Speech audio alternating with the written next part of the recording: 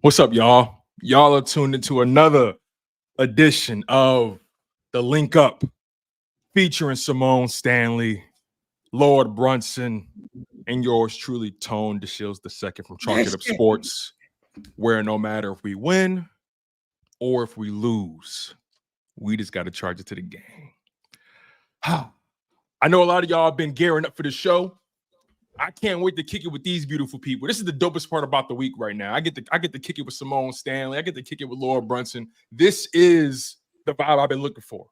I gave all my emotion yesterday. I don't know if I have any emotion left, y'all, but I need to check the pulse of where y'all at. I need to check the pulse of y'all households, how we holding up, how we feeling. I just need to hear from the horse's mouth just where y'all minds at. Please, Symone, let's start with you. Let's get right into it. We ain't gonna waste no time. The emotion left my body last season when we went on that loser streak. So I can't even get emotional anymore. If I get emotional, that's on me for being delusional and for being dumb. You fool me once, shame on you. Fool me twice, shame on me. Fool me 10 out of the last 13 games, shame on me. I can't be emotional anymore. I'm emotionally dead. It's given deadbeat baby daddy. Why you get your hopes up? Because he sent you that child support one time in the last 10 months. So now you got your hopes up and you get your heart broke when he don't send it next month. You know what you're dealing with. You know what I know what I'm dealing with. That check might process, it might not. If the check process, i.e. we win a game, great. But I ain't expecting nothing from this team. I don't expect nothing. Any expectations, that's for me for being an idiot. This team has proven that they ain't shit. Every once in a while, they might hit on some shit. You know what I'm saying? Packers game, they hit on something. Saints game, they hit on something. But overall, they ain't shit. A broke clock is right twice a day. Okay? Every once in a while, they're going to show some flashes and they're going to get our little hopes up. Let me tell you what kind of sick, twisted-ass team we dealing with. Let me tell you how sick this team is. Yesterday, they decided to give us hope at the end of the game. That's the kind of sick mind games this team plays. Instead of us just being able to be done and cut the game off, they decide to all of a sudden run Saquon, get a little touchdown, reel us in a little bit. Instead of just cutting us loose, taking us out our misery, they decide to get a touchdown. They decide to block a punt and then return it from them 2 points. They decide to give us just a little life just to get us excited. They feed off getting us excited. They will never get me excited again. I guarantee. I bet you they will. I bet you they will. You know, I said it, LB. I said it yesterday when they was on that little Saquon touchdown block punt for it. I told the dude next to me at the bar. I said, "You see what they doing, right? They getting us reeled in. They getting us hyped up. They still gonna lose this goddamn game. They just can't let us have no. They gotta draw us in. We might have a chance. You know, if. This the thing, though. This the thing. There was some fight to a degree. You know what I mean? There was some slight heartbeat to a degree. If Jalen Hurts on that drive where the ball don't get strip sacked, it's a 7-point game. It was some fight to a degree. You know what I mean? But do I think even if he would have scored, we would have won the game? Absolutely not. Absolutely not. And that's what I think a lot of people getting misconstrued from yesterday's game. First of all, the defense, I don't even want to even mention them. Because I feel like that the air in my lungs is too important to be talking about some guys who went out there and gave zero effort. Zero effort. It was a complete and utter shit show. Excuse my French, but that's the only way that I could describe it. The defense was atrocious. Baker Mayfield was looking like Baker Brady, Baker Montana, Baker Marino. Gold jacket Baker. You know what I'm saying? I talked to my old head today. Give him the gold jacket Baker. Disgraceful, man. This defense couldn't stop the run, couldn't tackle. And it's a couple guys that we need to just be done with for real, man. It's a couple guys we just need to be done with for real. And I mean back, man. But Maddox, what are you doing still here, bro? You know what I'm saying? N'Kobe Dean, trash, man. Trash. Almost had me back in, but missing 5 tackles as a linebacker in the same game, it don't make no sense. How is, and I talked to Tone about it today, how is BG at 36 years old outplaying people that's 25 years old? How? We got a problem on the defensive side of the ball, and it's a mindset thing. Nobody wants to be physical. Nobody wants to tackle. Baker keeping the ball at the 2-yard line. Baker Mayfield should have been in the blue tent. Now I don't wish injury on nobody. If your safety is as big as Reed Blankenship meeting Baker Mayfield in the hole, it should have sounded like a car accident. It should have been pieces of her flying in the air. It should have been done right there for Baker. You know what I mean? But we dive in people's ankles. What's the mind of this team for real? Now listen, Gardner Johnson, that's my dog. We all know what CJ is capable of.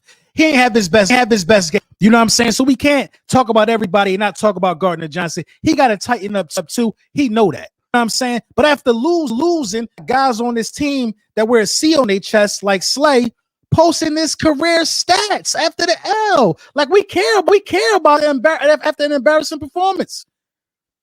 It's a mindset thing that's going on with this team. I don't like it for real, man. You know what? When the defense come out there and play with that mindset, naturally the casual fans look at the quarterback because what the hell was supposed to do about how that defense played? We really gonna sit here and let the national media, let content, let people on Twitter say that they expected Jalen Hurts to have a firefight with Baker Mayfield in their offense playing like that, with Jalen with no AJ. Come on, man, let's be for real. Now Jalen got to tighten up too. But what was you really expecting offense without AJ Brown, no Devon? Guys dropping passes, guys pushing people into the kicker, into the returner press conference talking about, I ain't know that was the rules. You know what? Talk about Nick Sirianni or Jalen Hurts because the defense was the biggest issue that I've ever seen in my life. I can't even talk about Jalen Hurts turnover issues. Everybody want to make that a big deal all of a sudden. I can't talk about nobody but that defense and their mindset. That's what I can't even diagnose nothing else. Okay. I love how y'all approached it. Let me take these off because I need to be able to see.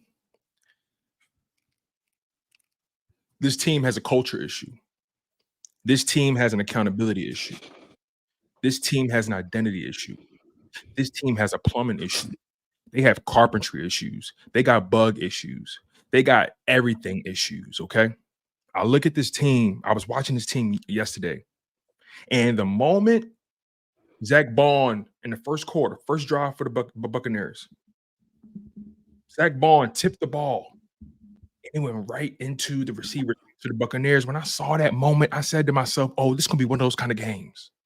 Everything going to go their way, and we're going to have to fight and claw for this one. So I said to myself, okay, it's going to be real important for this team to come in with some pride, come in with some effort, come in with some kind of soul. Because this isn't just a game for us, right? This is the Buccaneers, mainly because the Buccaneers have ruined our seasons 2 times out of 4 years during the Jalen Hurts era. They've ruined our playoff chances. And they've also made Jalen Hurts look like a fool more times than not. So this game against the Buccaneers goes beyond just your average week 4 matchup. It's deeper than rap for us, right? So I look at this team and I'm trying to figure out, what are you trying to accomplish? What are you trying to do? What's your identity? You know what I mean? How do you want to set the tone during a football game? And for 4 straight weeks, we have gotten 4 different products from this Philadelphia Eagles team. I have no idea who they are. I have no idea what they want to do. And, you know, Kellen Moore, we brought him in believing he can take Jalen Hurts' game to another level. And we have seen Jalen Hurts improve in certain categories, right? But there's something stinky about the philosophy and how they approach offense. There's something stinky about it. And I'm going to be honest with you. I've caped and I've tried to salute and I've tried to support and I've tried to posture for Nick Sirianni on so many different occasions. I've tried to say, you know what? He's just a different kind of coach. Every coach ain't the X and O guru. Every coach ain't the defensive. I tried to give him so many angles, so many outs. I've taken arrows for this man. I'm done with that. Nick Sirianni got to go. He has to go. Everything that he prides himself on, or everything that he prides this team on, as far as what they believe in and what they want to accomplish, as far as fundamentals, as far as taking the ball away, as far as protecting the football, as far as getting scoring early, right? As far as leaning on your running game. And so this team, every aspect of Nick Sirianni's resume that he prides himself on, and he prides this team on, and what he tries to instill, they're failing at. So that tells me something. That has to say something. Everything that every piece of value you bring or you're trying to provide, the team is not reciprocating that on the football field. All you hear is Nick Sirianni say the same things in these press conferences. Fundamentals, fundamentals, fundamentals. Where's the fucking fundamentals, Nick? Where's the fundamental tackling, right? You don't learn how to tackling a damn donut. You learn how to tackle putting hands and feet on somebody. You feel what I'm saying? I just saw a team yesterday that looked disjointed, looked like they already chalked up the game before the game even started. They looked like they already made their mind up about how this was going to go. The body language, how they move. It looked like the Buccaneers and the Eagles were playing at two different speeds. I have a huge problem with leadership, because all it does is trickle down. We could point at Kellen Moore. We could point at Vic Fangio's system and the scheme and all that kind of stuff. It's not our favorite scheme, but let's be honest, man. We've seen people make plays in it, but let's be honest. This goes to the top. This goes to the head coach. This team is a reflection of Nick Sirianni. Just think about it. How Nick Sirianni at the podium. He always looks as if he doesn't know what to do, doesn't know what to say. He always looks like he's surprised by a question. Never really has an answer, right? It always just seems like he's searching for or mining for a response. I could handle Nick Sirianni press conferences better than him. So what I'm trying to say is, when I look at how Nick Sirianni moves as the coach of this team, it's reflecting in how they play, right? I look at the Kansas City Chiefs, and look, that's a different animal. But follow me here. The Chiefs have not been playing good football for 4 straight weeks. They have not. They've been struggling. Their defense has kept them in games, right? But the offense has not been good. But still, you see a certain diligence. They're buttoned up regardless of how well they're playing. Regardless if things go their way, you see how buttoned up they are. This team is not buttoned up. This team is immature. You don't perform the way you did in New Orleans from a defensive perspective. You don't perform that way and then show up the way you did in Tampa Bay. The math not mathing. That don't add up. That's a mentality issue. That's a preparation issue. That's a culture issue. That's a heart issue. You see, when you play like that, that's tolerated. That's tolerated, because there's no way I can't believe they teach them to play like that. I can't believe that. So that means you're tolerating that. What are the habits? What's going on Monday through Saturday? I'm having a hard time wrapping my mind around how serious I should take this team in 2024. And this would be my last point, and I'll let y'all cook. We always talk about what's going on in between the white lines, right? What's going on the grass. But I want to make it hit home for a lot of people, right? I want to talk about the economics of this shit. AJ Brown, $32 million. He didn't play, but I won't put it in perspective. AJ Brown, $32 million. Devontae Smith, $25 million. Bryce Huff, $17 million a season, $51 million over 3 years, $34 million guaranteed. Jalen Hurts, $50+ million. Saquon Barkley, $12, $13 million, has a chance to make $14, $15 if he hits all his incentives. Dallas Goedert, top 5 paid tight end. Landon Dickerson, top 5 paid guard. Jordan Mailata, top 5 paid left tackle. Lane Johnson, top 5 paid right tackle. Darius Slay, making about between maybe 14 and 16 million a season. CJ got re-up for a nice deal. You draft Quinyon Mitchell. You draft Cooper DeJean. You invest so much in this roster. You invest so much in this team. You bring in Kellen Moore. You bring in Vic Fangio. So much money is spent. Now let's get to the fans. Fans, on average, between what? $100 to $300 for a ticket. A family of 4 got to spend well over $1,500 just to be able to get in a building. $300 for a ticket. Where? I'm just saying. Where you depending where you sit at, and depending who they play. It's it's the NFL. They make Eagles. Yeah. Let's keep it real. Eagles tickets were shot up. They shot up. Season ticket holders. Paying for parking, $30, $40, $50, $60 for parking, depending on where you park at. The concessions, $10 for a bottle of fucking water, $15, $20 for a beer, for a basket of fries. So much money being spent on both sides of this thing. You mean to tell me we deserve that? We deserve that effort? The tax dollars that go into that building, that go into we deserve that word? That's the energy y'all on. That's the type of time y'all on. They're getting paid too much money to come out looking like that. I'm sorry. This the thing though. Now the offense, I gotta give them a pass, man. They was missing a lot, bro. They was miss. I kind of gotta give the all the pass. They was missing a lot, and they showed moments of competency. You know what I mean? They were all. You know what I mean? We got some touchdowns or whatever the case may be. We was really about to make it a 7-point game. The turnover and awareness thing, Jalen got to clean up. So the offense, I got to get an offensive pass. The offense looked better in situations than I thought that they could. The issue is the defense, man. The defense is crazy. A lot of people talk about Fangio scheme. That's a cop out, man. That's a cop out to me because Fangio's scheme is designed so we don't get burnt with big plays. Nobody is just throwing deep us down the sideline. That don't happen in Fangio's scheme. Fangio's scheme is designed to keep everything underneath to make that tackle. You have to tackle in Fangio's scheme. You have to get the ball carrier to the ground in a Vic Fangio scheme. You can't run Vic Fangio's scheme if you don't know how to tackle. You know what I'm saying? Tackling is what these guys been doing since they was 5 years old. So the scheme is way too missed tackles. That's why the scheme looked the way that it looked. You know what I mean? It's way too many missed tackles. Like all that I just explained and said, the Eagles are still one drop pass away from being 3-1. One drop pass away from being 1. You know what I'm saying? This is probably the worst game we'll see all year. We were severely banged up. I get it. The taste out of our mouths is bad right now. I get it. The effort got to be different, man. This team got 2 weeks to come back with a set and a new attitude because it's been too much talking, bro. It's been too much talking. It just been too much talking. You know what I mean? Because now it's sort of where I can't defend the product on the football field, and that's my job. My job is to defend the product. Real about the product, defend the product. I can what I seen, bro. They gotta go out there and get that smut off their name. They gotta do that, or we're gonna be making video after video while how they suck. Because that was a performance that I don't want to be a part of again, bro. I was about to cut the game off, man. It was terrible. Yeah. So I agree with everything LB said 1,000%. First of all, LB, they saying something wrong with your mic. Can y'all hear me?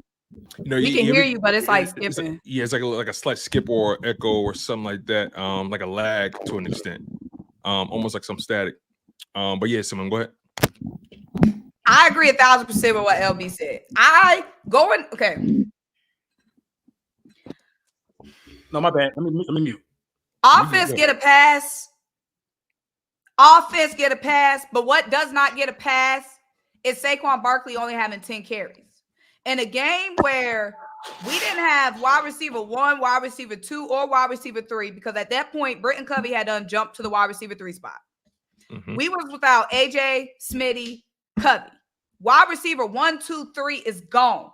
And Saquon Barkley, the most lethal offensive weapon in the NFL, only has 10 carries.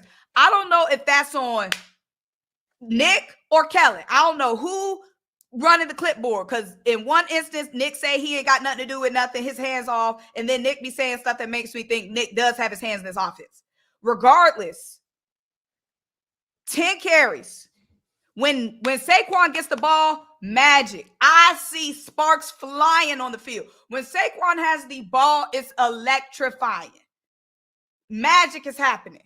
And you're telling me in a game where I'm not mad, y'all go ahead and fuss amongst yourselves in the comments. I'm not mad at Jalen Hurts. I'm not mad at Dallas Goedert for that drop. I'm not mad at that rookie, whatever the heck his name is, for that drop.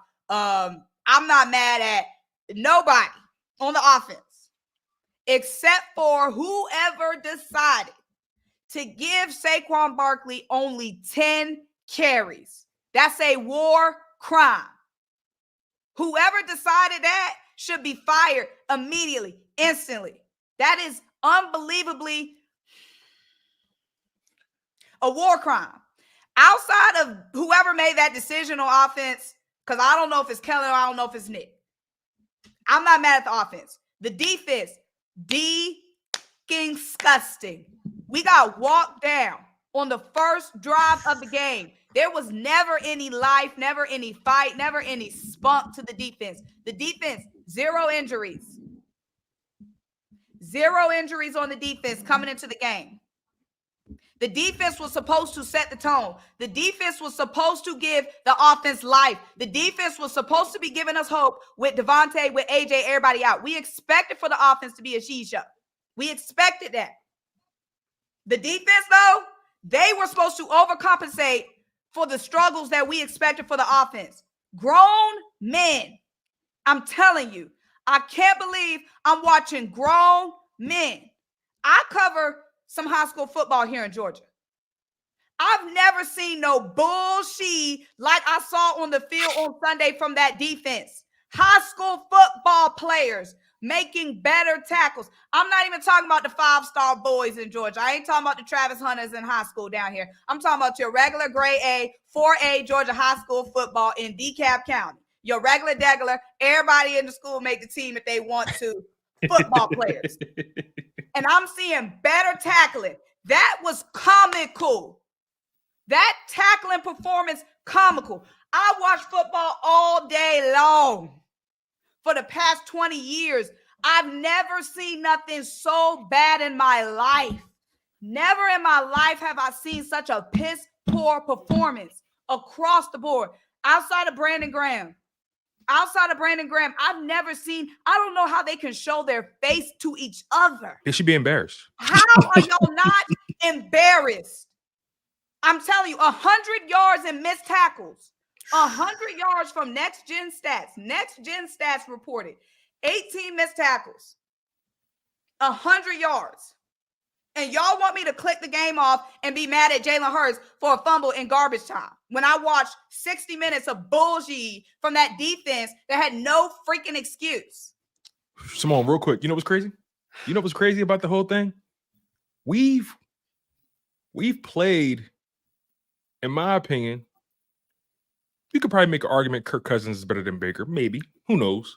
But we've played against better quarterbacks so far. Jordan Love, I think Jordan Love is better than Baker Mayfield.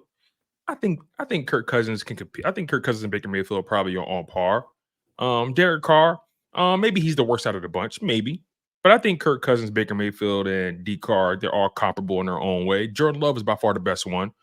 I'm trying to understand how you show these capabilities of being top-notch in the red zone in those first 3 games, and then the Saints game, you heard Derek Carr to his lowest completion percentage. You hold Jordan Love to completing below 60% of his passes. Things that it's just there. Once again, who are they? We're getting too many different products on any given week, which is a reflection of that coach. Like, there's a lack of consistency. There's a lack of respect. There's a lack of something. They are so unserious. They are so. I can't, man. I can't. But I can't. When we get AJ, we get Devontae, we get them boys back. I'm much more confident in the team. But the question is, for one, does Vic Fangio's soft ad coverage be screwing us at times? Yes. But also, Vic Fangio has nothing. Vic Fangio's scheme playing 10 yards back, all that got nothing to do with missed tackles. Mm-hmm. All that got nothing to do with missed tackles. Nothing. Okay? So, yes, Vic Fangio's scheme is funky and wonky at times. And, yeah, we be giving up third downs, playing 10 yards back on Mike Evans, giving him extra space that he don't need. Mm-hmm. But that has nothing to do with the missed tackles. But also, my question is, when we get AJ Devontae and the boys back, we're going to look like a much different club. But what is the defense going to look like? That has me the big question. Because, again, I don't know what changed. What changed from Sunday to Sunday? I'm thoroughly confused. Arrogance. That's what that is. If you I don't know. I don't think it's arrogance. Can y'all hear me good? Is the mic sounding better? I hope it is. Can y'all hear me? I don't know what's going on today. I don't know. But we'll get that, y'all. But at the end of the day, it's tackling, man. Every scheme you got. I'm gonna agree with Symone on that one. In every scheme you got to do some tackling to a degree. And these guys, I think it's the willingness to not want to tackle. And in too many situations we see just one guy on the island trying to make that play in space. How the NFL really work? Like, where's everybody else rallying to the ball?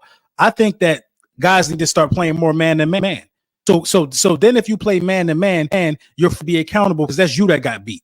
In these zones, there's so many people pointing fingers. You know what I mean? Oh, that's responsibility. No, when you playing more man to man across the board, then guys are, you know what I mean?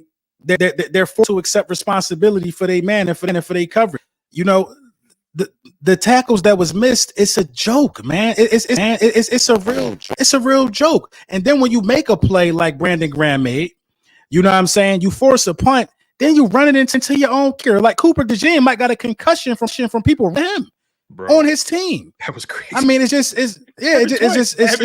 twice, bro. Yeah, that's what I'm saying, bro. That's what I'm saying. It's just like it's like what are we doing, man? Like what's the message that's being told? Then guys talking about it's too hot. I can't eat that, bro. I can't eat that, man.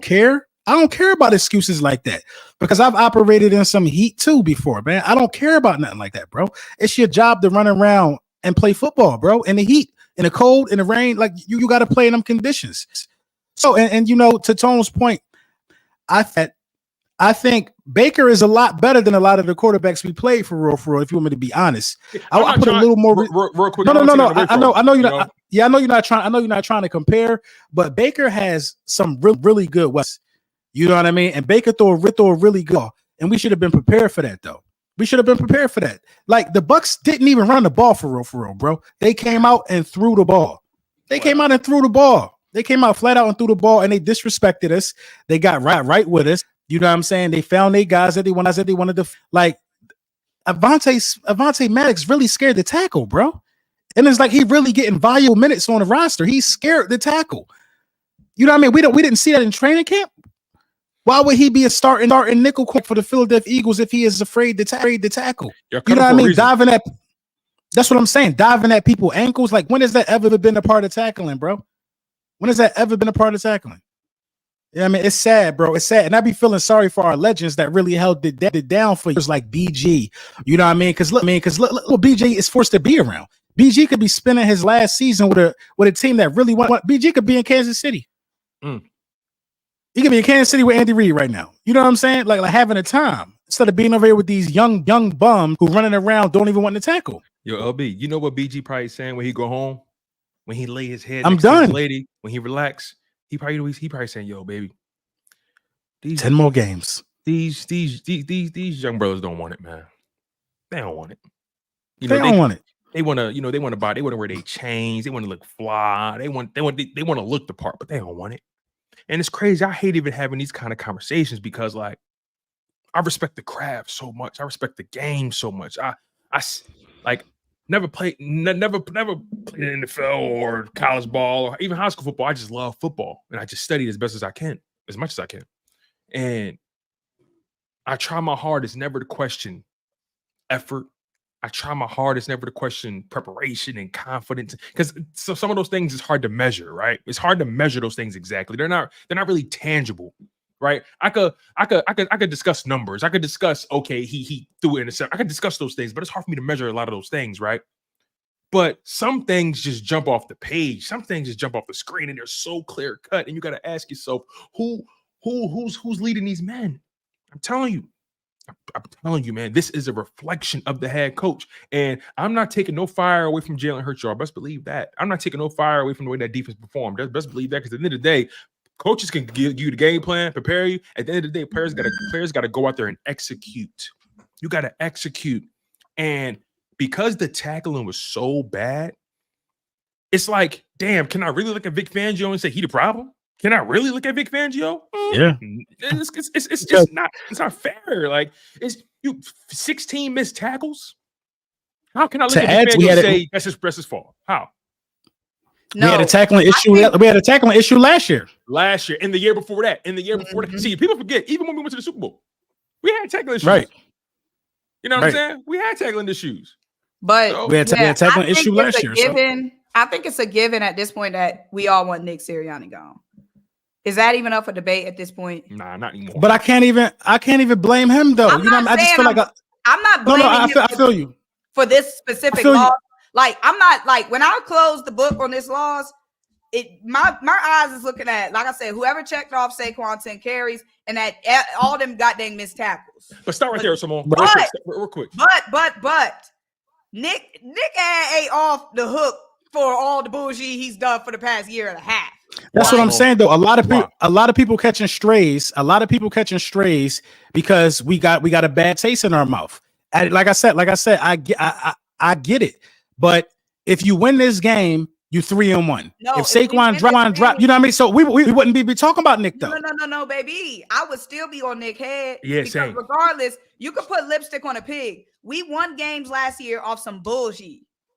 Nick Sirianni is still a problem. We won the Saints game, but Nick Sirianni still gambled the game away with all those decisions with the field. We shouldn't have won that game. Nick, and like Tone said, I agree with everything Tone said about them playing to their leader. Nick is not doing any post-game talks. They're not listening to Nick in the huddle. Nick's not the last game. Nick don't even say nothing. Falcons game because they don't want to hear from Nick. The missed tackles has been under Nick's regime. Get rid of his ass. I'm sick of it. I don't think that they are bought into Nick Sirianni. Tone done gave us a 5-minute speech, and I'm just checking off everything. Tone, it don't need to be repeated. Y'all rewind to the beginning of this video. Tone gave all the reasons why Nick needed to be fired, and I co-sign all of that. We have a culture problem.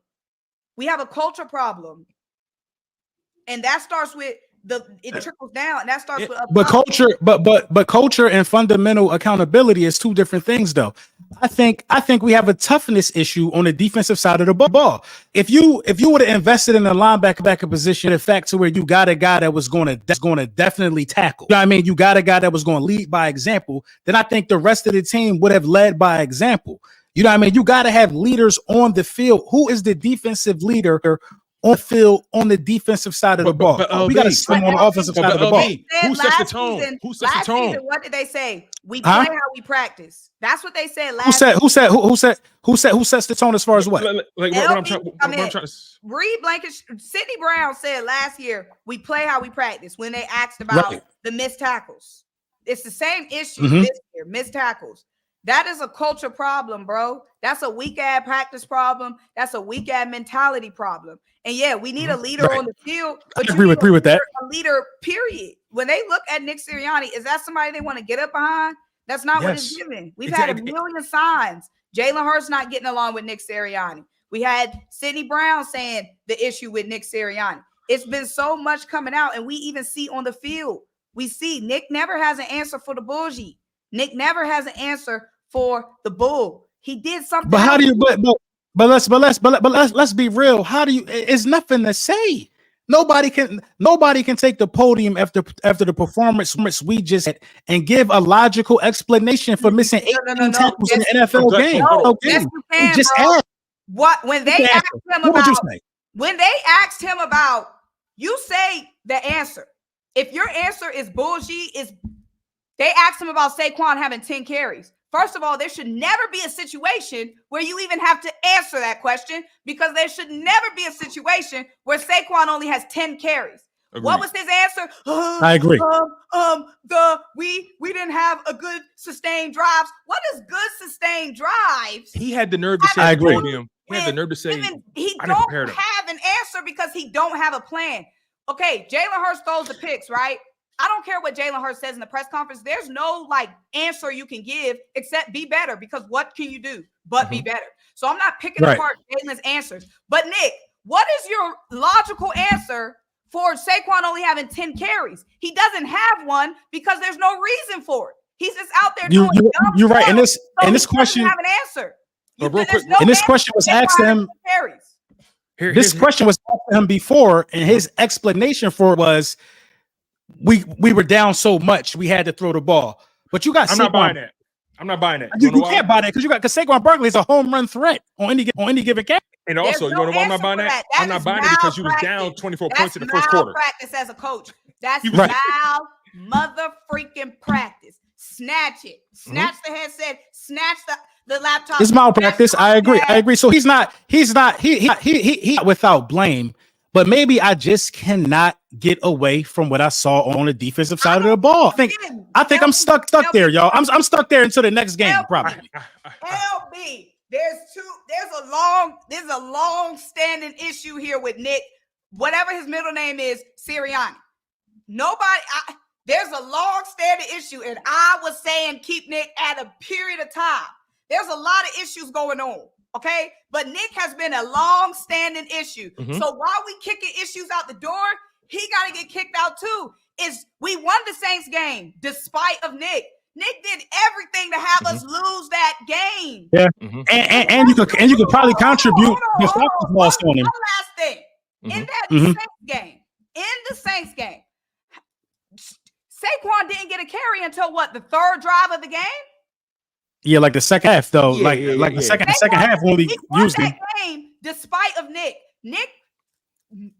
not attempting field goal out that game, and Saquon Barkley did not get a carry until like the third drive. But what that reminds you of? Again, what that reminds you of? Saquon Barkley 10 carries. The Bucs game in the playoffs. Not it, bro. It reminds you of last season, right? Reminds you of last season. Right, the Bucs game in the playoffs. How we're overcomplicating the game plan. Which makes me feel like he's still got his nasty ass fingerprints on it, because you can't convince me that you got Saquon on your roster and for 3 drives in a row you go pass, run, pass, pass, run, pass, pass, run, pass.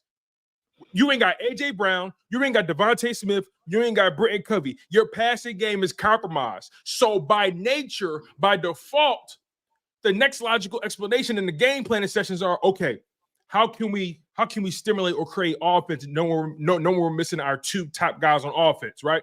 Oh, you know what I do? We got Saquon Barkley in the backfield. Okay, we're going to lean in our running game. We're going to get the play action game going. We're going to shorten this game. We're going to limit the possessions and keep this game within the low 20s, probably low to mid 20s. But no, they gung ho about getting the passing game going so quick, and they got shell shocked by the Buccaneers driving down the field, scoring on them on first couple drives. It just seems like we over. Bro, the first drive, the simplest part of the game, bro. I could call a better game in Madden, bro. I could call a better game in Madden, and I know Kellen Moore's calling the games, but this is looking like Nick is still pulling strings somewhere because of the philosophy. The philosophy. You can't, like, Kellen Moore has always utilized his running backs. It's always been a balanced offense, right? And the Eagles have been pretty balanced the first couple weeks or so. But when you really watch those games, you realize, oh wait, Saquon not touching the ball until the second or third quarter. What's going on? In the Packers game, Saquon really didn't get off to the third quarter, remember? And so my thing is, what's the aversion? See, here's my problem. Again, this goes back to, who are they? The Philadelphia Eagles refuse to accept who they are and what they're great at. That's my problem with the Philadelphia Eagles. This has been my problem for the past couple seasons. They refuse to accept what they're great at, who they are. Philly, let's be honest. You are a power team. You are a team that can dominate the line of scrimmage. You are a team that can run the ball, that can put 200+ rushing yards on any team. But for some reason, they're hell-bent on trying to just air it out all the time. And my thing is, it's the first play of the game. Run the rock, see what you get, right? Let's take it to the Jalen Hurts turnover in the red zone. First down. The turnover was on first down, by the way. It's first down. Give it to Saquon. See what you get. Let's take it a step further. There's just different moments in different games where you say to yourself, hold on, wait, situationally, why aren't we just running the ball? You have Saquon Barkley. Anytime he touches the ball, it could go for 10, 15, 20, 30, 40, 50. We know what we have. Know your personnel. The Falcons game, the Falcons game too. Like, a lot of people talk about the Saquon drop, but what if you actually run it there? You know what I'm saying? What if you act there and force them to take a timeout? You know what I mean? If you don't get it, or what if you actually get it? You do have to have Saquon Barkley close to 100 yards in that game. But I agree with you, man. We don't want to accept we don't want to accept the groundwork of the logical. I don't even know how to say this. There is a way that you approach football games. There's a way that was supposed to be played, and the Philadelphia Eagles don't want to accept it.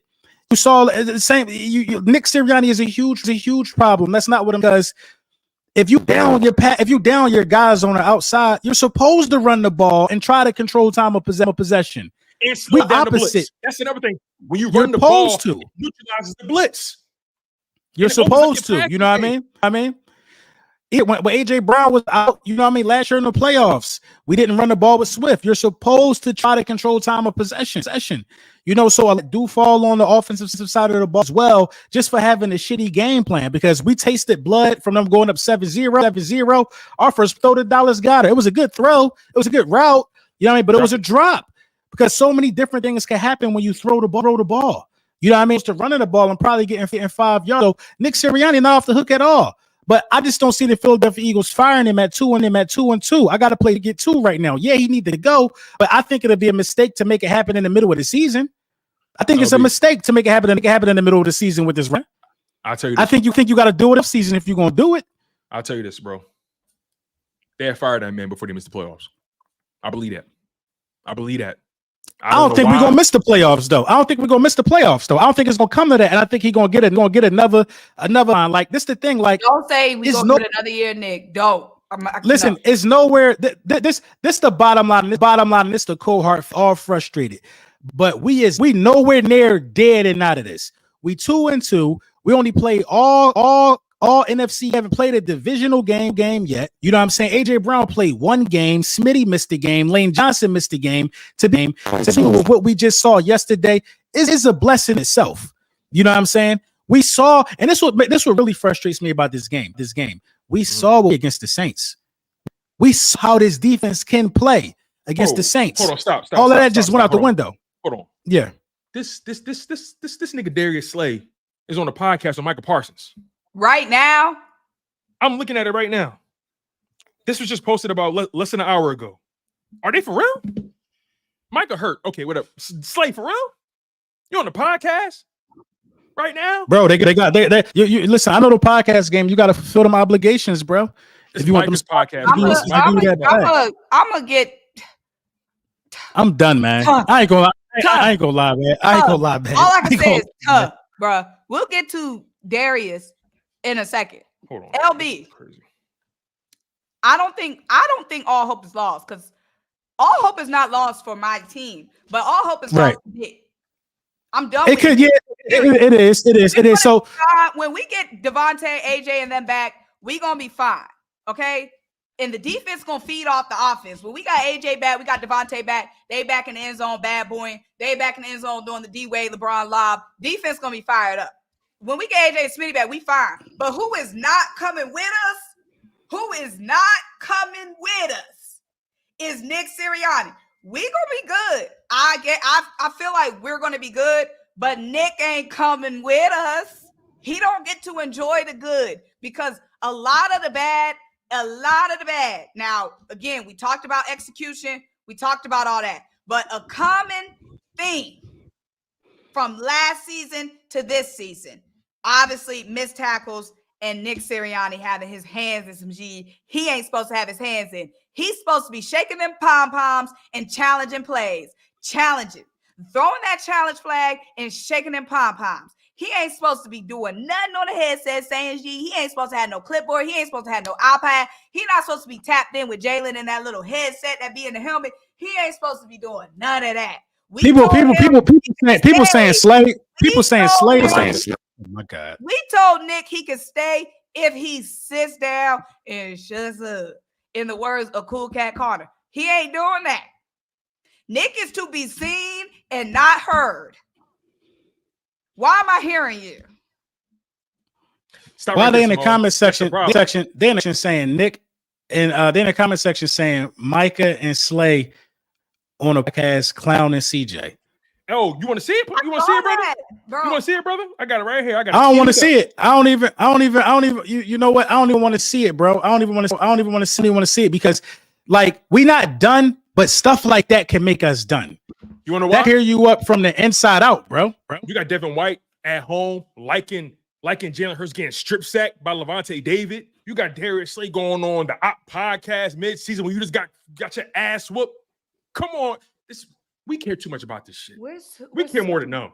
We care, and my parents always told me, when you care more than the other person, that's time to leave that situation. Like, we care too much about this product, and these guys, all they care about is expanding the brand. Darius Slay got 1 foot in, 1 foot out, yo. And I was just caping for Darius Slay about a couple weeks ago. 1 toe in and 9 toes out. I was just caping for Darius Slay last week, right? Talent wise, but as far as personality goes, and as far as like just the off-season things the off the field things he be doing, I can't argue with people when they get mad at him, because it's just like, come on, bro. Like, is you with us or is you against this? Like, what's up? Like I'm trying to understand how you go on that platform, knowing how y'all played, and you smiling and giddy and all and basically, you know, poking at your man CJ. Like, it's not a good look for me. That man said he don't know who CJ GJ is. He dismissed that man's whole career. You sitting there kicking with him? What are we talking about? This wasn't flying in the Dawkins era. This ain't obviously they ain't got podcasts back then, but he gotta go, man. He gotta go, bro. This wasn't a flu. He gotta go, bro. This ain't that. This ain't that. This ain't that. They making a mockery of the city now. You know what I'm saying? And I can't stand by that. We went through dark ages as Eagles fans. Trash team after trash team after trash team, but they stuck to a code though. You know what I'm saying? That them trash teams that we endured before we got our Lombardi, they stuck to a code. You know what I'm saying? These new guys now, bro, and this is CJ gonna always get a pass from me because CJ's cold, bro. When we won against the Saints, he bigged up everybody. We got the best defense. We got this, even though we knew that probably was a stretch. But he talked positive about his folks. Slay got to tighten up, bro. Quinyon is the future, man. Slay on, bro. I don't respect that. I don't respect behavior like that. I don't respect behavior like that, bro. Listen, bro, I don't respect behavior like that, man. This is laughable, man. This is a disgrace. After you getting cooked, you go with Micah Parsons Pike. But see, Micah, people like Micah know what they doing though. He just pouring the gas. You let a Nimrod use you as bait. Come on, bro. Micah just used you as bait. Micah not even knowing this person on the face of the earth. You let it you as bait. Come on, bro. And Slay just went for a hook, line, and sinker because he want to be friends with people. That's my problem with Slay. Slay too buddy, man. Like there's no way Drake London just work you. You talking about good route? What? Now we got now we possibly got Micah got us in a locker room. You know what I'm saying? We let dudes infiltrate us. We that sweet? We that easy? Come on. Like I said, man, this is something that starts at the top. You know, it's funny, right? We talked about how LB earlier. Obviously, you've been on the fire Nick Sirianni train for a while now, but earlier you mentioned how it's hard for you to really blend Nick Sirianni because of just how bad that defense was, right? And I can understand that sentiment. That defense was putrid. But here's my thing, right? Like I said, it starts at the top, and your team is a reflection of your head coach.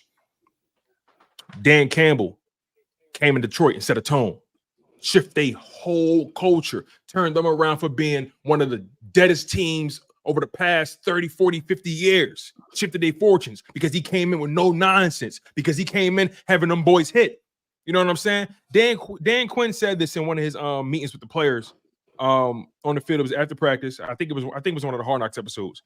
He told the players, right? He said, listen, I know a lot of y'all probably looking at me right now saying, what the hell are we doing? We hitting this early. What are we doing? Like really, we smacking each other like this. We got to make it to the season. He said to this place, he said, listen, I know y'all feel that way. I can see it in your face. You're looking at me like I'm a psycho right now. But if you trust me, if you believe in what I'm teaching you, I promise you, when the season starts and when we get deep into this, I promise you, everything that we did gonna mean something. It's gonna amount to something. Everything we doing right now, I promise you, it's gonna materialize on the football field. So trust me. I will not put y'all bodies on the line if I didn't think it would measure up on the back end of the season when it mattered most. I would not have y'all doing what we're doing out here, hitting and going crazy and getting fined up, for doing extra work. I would not have y'all out here if I felt like it wasn't best for y'all. Y'all gotta trust me. But This Eagles team, they got them tackling donuts. They got them, going through practice, hour and a half practices. The lightest of practices, right? It starts with your head coach. They come in and they set a tone, and players can sniff you out from a mile away. That's why when I hear players campaign for Nick Sirianni at this point going forward, I'm not buying it. They're lying. If I see any player try to defend Nick Sirianni, try to say, "Oh, we got this," they're lying. They are lying. That man is not the answer. He does not have the answers. He never had the answers. And at this point, he's an emperor with no clothes. He's been exposed. He's fool's gold. He's a paper tiger. He's just a guy. He's just a dude that gets excited when he wins and doesn't know how to answer a question when they lose. I'm looking at Nick Sirianni as this dude that they don't respect that. Jalen Hurts in the press conference. I'm furious. When they asked him about, oh my God, watch when the stream done. About game, I think it was about game planning or how they move forward. There was a press conference with Jalen Hurts at post game after the game, and I think they said, where do they go from here, or how does that normally go? What's their relationship with Nick? It was something along those lines. And then Jalen Hurts said, "We have our moments." What? Meanwhile, Nick Sirianni will fall on the sword for everybody because that's all he has left. Nick Sirianni always falling on the sword for somebody because he think that's going to win him win in the locker room. No, you look soft. You look stupid. Hold them accountable, my G. Stop falling on the sword for people. Why? Darius has to go. Hold on. Let me put a cap. We good to Darius. Let me put a cap on this Nick. Why does Nick look so disheveled in the press conferences? Nick be coming in the press conferences like he played 60 minutes, like he had 15 snaps on the field. Why does he always look so disheveled? He has not improved in his press conferences, not one bit. Why his hair be all over the place? Bags be under his eyes. His eyes be bloodshot in the press conferences. Why does he look like he played 60 minutes of football in the press conferences? I don't get it. He be looking. He's stressed. He's stressed. He's stressed out. He's stressed out. I'm not gonna say I feel sorry for him. He's stressed out, but like look at what his defense did. Look at what his defense did. Look at any coach should look like that. You know what I mean? I know we don't like Nick. But they ain't playing for him. That's a horrible feeling to have, bro. That's a horrible feeling to have. They ain't playing for him. I felt like in the Saints game, they was playing job. I felt like they was playing job because Nick was on a hot seat after the Falcons. They was talking about the decision to throw the ball in that instance in the Falcons game the whole week. They're not playing for him. They're not even playing for themselves. They don't even want to. They ain't playing like they try and get a bag. They play. You know. How can Darius Slay be talking to Micah Parsons after the team just got their back beat out on national television? How can you be talking to him making CJ Gardner-Johnson? This is the culture thing that you was talking about, Tone. This is the culture thing you was talking about. You know what I'm saying? Them Florida boys, wherever Gardner-Johnson from, they don't do stuff like that, bro. At all. Philly people don't do stuff like that, bro. We got guys who want to be popular, bro. We got Spice Girls playing defense. We got a Spice Girl playing defense, man. We got a Gossip Girl playing defense, man. I don't respect it, man. I don't respect it. We're going to be ass as long as we got people on the roster like that, man. So you might be right. Dark days are ahead, especially for this defense. I expect the offense to bust their gun this year, but I ain't got enough for this defense when you got guys wearing the C on the doing stuff like that. Come on, man. We picked the wrong captains. I'm telling you, if we had a real head coach in the building, I'm telling you, man, we'll be seeing a different product top to bottom. Like you said, they not going to length for him. They talking about it was too hot. My dad built houses in 100, 110, 115 degree weather sometimes, depending on the humidity. Like, I don't want to hear nothing about how it's too hot. It's too hot. I'm not trying to hear none of that, bro.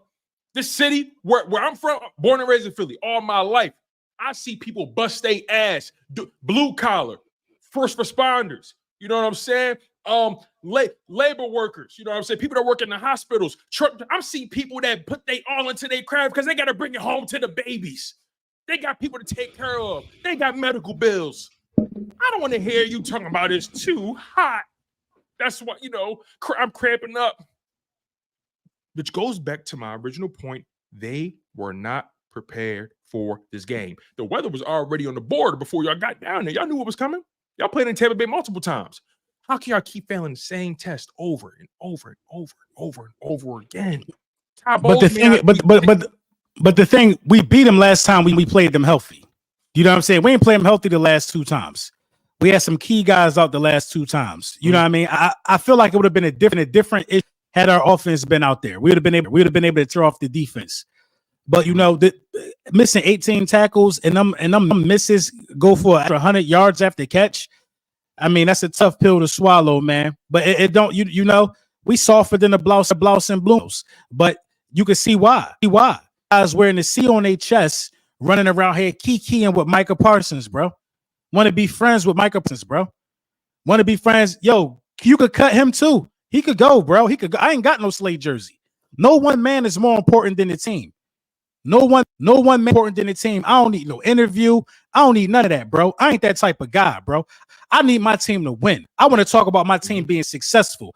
I don't need to be friends with nobody on that team more than I need the Philadelphia Eagles to go win the Super Bowl. You know what I'm saying? My integrity compromised, bro. And we don't need people like that on the team, man. What I'm seeing right now is a disgrace. It's a disgrace. Because after the Saints win, what's the first thing that Gardner Johnson did? Talk about all his teammates in a positive light. The first thing he did. After a loss, what's the they did? Go on the internet and post all his individual accolades. Boom. That's the difference. And then delete it. That's the difference. That's the difference with the culture, man. You need guys that's going to big the next man up. That's the cultural difference, man, that we dealing with right now. So just as much as Nick's the problem, guess who been here for the ride? We the ones that made him captain. We made him a capo. He never was a captain nowhere else. We made Slay. It's the first time getting captain here. Mm-hmm. You know what I'm saying? It's a disgrace, man. It's to be an Eagles fan. You know what I mean? That's worse than the loss. The only reason I could even want to talk to you, the only reason why Micah even want to talk to you is because you got this. You got embarrassed on TV. You think he reached out to you just cause? You think he reached out to you just for the love? You feel me? You feel me? Where you grew up at, bro? That you don't know it. You see that? You couldn't see that? Where did you grow up at that you think Micah really care about you? He wanted to laugh at you, man. That's the gag, bro. And you fell for the bait, man. I can't take it, man. I can't. I'm on Slay ass all week, man. Slay better produce. He ain't out here getting picks no more. I ain't see a big play from him in a minute. But you running on the ops. You running on the ops podcast, keying with these guys, bro. Man, that's a shame, man. That's a shame, man. We got Judases. We got Judases wearing a sick. That's the cultural. That's what we going through right now, bro. That's what we going through right now. Nobody believe in the coach, and the guys that we supposed to look for answers who wear the C. 2 of them ain't play. Smitty and AJ. I think Lane got a C too, so they ain't play. You know what I'm saying? 3 of them ain't playing on the offensive side of the ball. I expected the offense to look mid, but all of them on the defensive side of the ball played, and it ain't that many on the defensive side of the ball. Mm-hmm. I think who is it besides Slay? Or the defense side of the ball that wears C? BG. That's it. BG and Slay. One did his job and he damn near 40. The other one running on Micah Parsons' podcast laughing. Oh, man, we got issues, man. We got issues. And I can't begin to talk about number one until we look at this defense and these weaklings that we got on this team. Disgusted. Yeah. So I can't even focus. I'm about to pack Darius bags. I'm about to pack Darius bags, bro. I'm about to pack Darius, bro, because that's corny, man. That's corny. I don't know what they corny. do. That's Come on, bro. In any brotherhood, in any locker room situation, in any organized sport, any organized anything, whether it's the military, whether it's your coworker, you don't do that. You don't do that. Get this nut ass out of here, man. I look at Darius Slay right now and I say to myself, brother, you so lucky when you're week 4. And this is the part where I tried to curve my emotion because I gave so much of it yesterday, right? And I even did a poll. I did a poll on Twitter, and I needed to ask the people. I needed to find out, am I overreacting? Are we overreacting to what we saw? And I wanted to show it to y'all real quick, just to get a clear sense of what we're dealing with, right? Because this just goes to show you how split the people are on what's going on. Check this out. Just check this out, man. So I asked the people straight up, are we overreacting to the Eagles' loss to the Bucs? I want to see something. 52% said yes. 48% said no. 98 votes, by the way.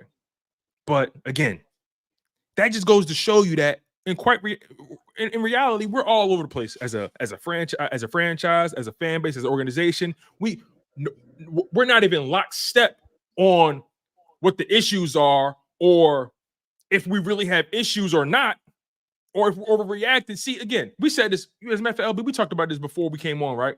Teams lose games. Losses happen. It's the NFL, right? Like, everybody get paid. Losses happen. I'm not mad if they lost the game. If you lost. But it's not like it came down to a game-winning field goal. It's not like it came down to a game-winning drive, or it's how every sacks ain't created equal, turnovers ain't created equal, wins and losses not created equal. You feel what I'm saying? But how they lost, how they showed up, is my issue. And I do want to shift the conversation a little bit. As much as we try our hardest to give Jalen Hurts all the bail in the world, we got to have a real conversation about him. And I'm a Jalen Hurts guy.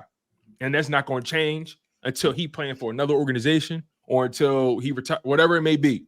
I'm a Jalen Hurts guy. I want to make that very, very clear. But as of right now, Jalen Hurts, and I stand on this, and I'm stamping this, and I'm not taking the stamp off of him until I see otherwise. Jalen Hurts is a turnover machine. He's a turnover machine. He's turned the ball over north of 20 times over the past 20 games. He's turned the ball over in like 6, 7, 8 games in a row since going back to last season, if I'm not mistaken. He has like 3 or 4 turnovers, if I'm not mistaken, like maybe 3 turnovers in the red zone so far this season.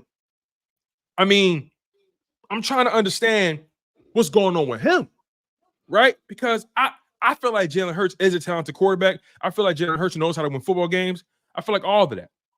But I'm watching it and I'm saying to myself, brother, just make a decision and get out of Dodge. The moment you lost Levante David, you should have got out of there. And I'm having a hard time seeing the awareness in the pocket. I need some LB, Symone, maybe y'all can help me work through this. I'm looking at Jalen Hurts right now, and again, I'm still rocking when I'm still rolling. I will still follow him to the ends of the earth. But brother, you gotta protect the football. He having a problem. You were down 14. You could have turned this to a 1-possession game. That turnover turned it into a 3-possession game because they went down there and kicked the field goal. Bro, you cannot keep hurting your team like this. You got to be better. What's going on at this point for this problem to persist this long? Because I honestly thought the turnover issues was an aberration from last year. I thought it was an anomaly. Right. This thing is carrying over, which tells me no, this is beyond the physical now. This is mental now. He's having an issue because the interceptions are one thing. You know what I'm saying? The interceptions are one thing, but then compiled with the interceptions make it that much more worse. You gotta pick a fight, bro. You gotta pick a fight, bro. You're gonna work on keeping 2 in the ball, or you're gonna work on better ball placement and your tight throws, or just choosing better decisions when you can't fumble the ball like that and throw interceptions. I'm a Jalen Hurts guy, bro. It's an issue now. It's an issue. You know what I'm saying? And early, and up until this game, I'm like, it's not an issue because it ain't cost us the game. I don't believe the fumble cost us this game. But you know what I mean? It's an issue because in order for us to get to where we need to go and be the team that we could be, he just got to play clean football, bro. He just got to play clean football for it, bro. He has to play clean football. He got to just start throwing balls away and punting and giving us favorable field position, but But Turner's not. It's not the right thing no more, bro. Don't force it to try to get the crowd going. Don't do that stuff no more. And it's the thing about the little David play. You know what I'm saying? I saw a different angle of the play. That shit was about to get picked off, I think. He was throwing Goddard, who was coming uncovered, but he wasn't gonna have enough zip on that pass. You know what I mean? The way he's knocking that ball back and releasing it, you know what I'm saying? Pause. You know, he wasn't gonna have enough zip on that pass to get that ball there in time. They was breaking on the ball. So he should have just took off because there was a crease right there. He could have slid and got like a good little 7 yards. It's becoming an issue, man. He got to tighten up, bro. Either you interceptions or either you going fumble. You can't do both because it's hurting the team. You can't do both. Yeah. You can't do both. So it is what it is. I could live with interceptions because him and Mahomes, you know, they both been throwing interceptions left and right. I think Hurts got, maybe 5 or 6 on the season, and Mahomes got 5 or 6, something like that. Interceptions happen, right? I can understand. But I don't like that. I don't like that stat or that comparison, though. I'm gonna tell you why, though, because Mahomes is Mahomes, though. You know what I'm saying? I'm glad you said I don't like that comparison, dog. Mahomes can have interceptions right now, but we should never talk about that. That's a 3-time Super Bowl winning quarterback. Yes, and I was I don't care if he had 20 right now. Exactly. I'm with you on that. He earned that equity. Jalen Hurts ain't got that equity, in my opinion. That's why they talk about you when they talk about you, because you ain't got that equity. Yeah, you a former All-Pro. Yeah, you're a former Pro Bowl. Yeah, you made it to a Super Bowl, but that only lasts but so long in this league. You got to have some real hardware behind your name.